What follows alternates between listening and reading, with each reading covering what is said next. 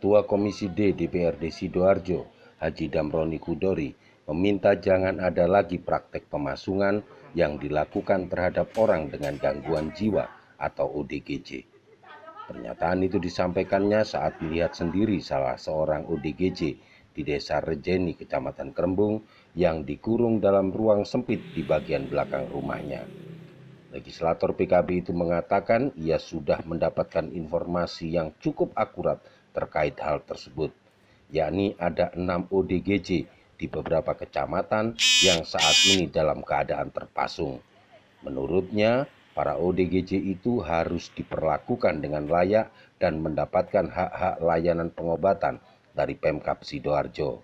Selain melakukan pemantauan terhadap kondisi ODGJ, dalam kunjungannya bersama Camat Krembung itu Jumat 4 Februari 2022 kemarin, Damroni juga membagikan beras pada keluarga ODGJ. Jadi ada beberapa yang masih dipasung.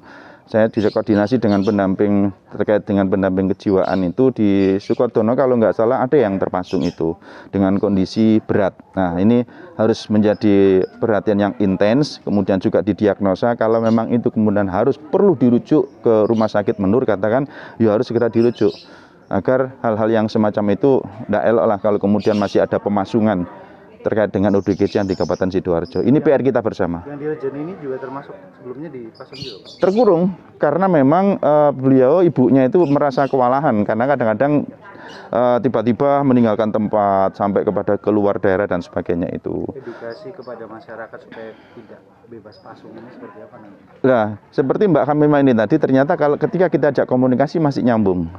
Jadi jangan dikucilkan. Beliau-beliau yang seperti ini, ajak komunikasi dengan intens, perlakukan mereka seperti manusia pada umumnya. Insya Allah lambat laun dengan obat yang intens juga, saya yakin beliau bisa hidup normal seperti masyarakat yang lainnya. Sementara itu, Camat Krembung Dana Riyawati mengatakan di wilayahnya ada 126 orang yang mengalami gangguan jiwa dengan kategori ringan, sedang, dan berat. Menurutnya, selama ini pihak puskesmas tempat dan bidan desa sudah rutin melakukan kunjungan ke rumah para ODGJ tersebut untuk melakukan pemeriksaan dan mengantarkan obat-obatan. Kita sudah koordinasi dengan puskesmas setempat dan bidan desa untuk dirujuk ke Rumah Sakit Menur, Surabaya. Memang pernah dilakukan seperti itu dan pulang kembali. Kalau saya sendiri pribadi sih tidak setuju kalau dilakukan pasung. Seperti ini tadi kami melakukan pendekatan ke ODGJ yang kami kunjungi ada 2 itu bisa diajak komunikasi. Jadi jangan dikucilkan seperti yang Bapak Damroni sampaikan tadi. Dari Sidoarjo, Muhammad Handoko, Yalupus Paningtias melaporkan untuk DNN TV.